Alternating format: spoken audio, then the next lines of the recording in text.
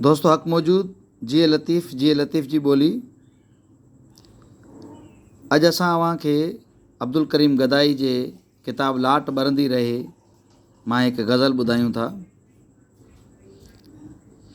ही रात खुटण ते आई या बाक़ी बि गुज़ारे वेंदासीं, पर वेंदे वेंदे सिंधड़ीअ जी ही सींध सवारे वेंदासीं।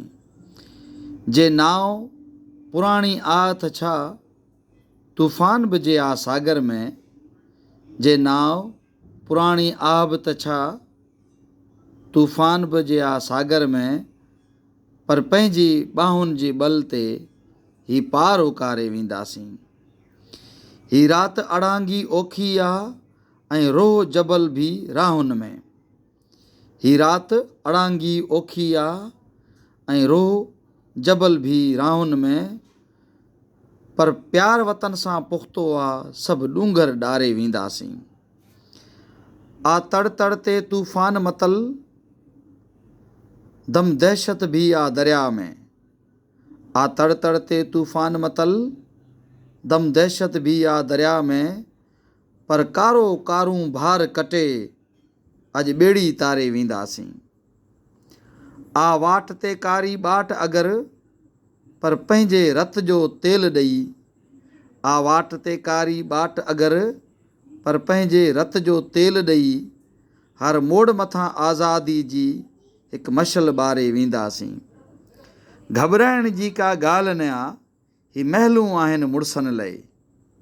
घबराइण जी का ॻाल्हि न आ, ही महलूं आहिनि मुड़सनि लाइ।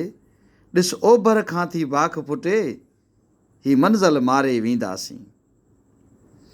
ही जान ते अचणी वञणी आ, हिकु ॾींहुं त आख़िर मरणो आ।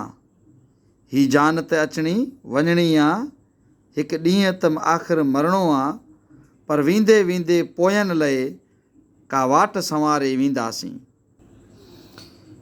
ही आ भिटाई जी धरती, हित ऊंदहि मूर न अचणी आ।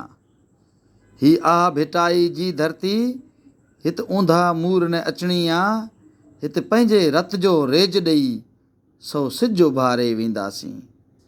सभु राज़ अव्हां जी ताक़त जो आ यार समायल एके में। सभु राज़ अव्हां जी ताक़त जो आ यार समायल एके में। जे छड़ छड़ गाबा थींदासीं, ही बाज़ी हारे वेंदासीं।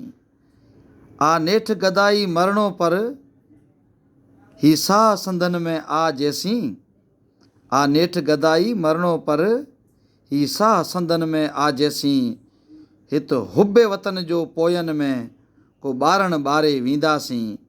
ही रात खुटण ते बाक़ी आ, ही रात खुटण ते आई आ, बाक़ी बि गुज़ारे वेंदासीं, पर वेंदे वेंदे सिंधड़ीअ जी ही सींध सवारे वेंदासीं। पर वेंदे वेंदे सिंधड़ीअ जी ही सींध सवारे वेंदासीं।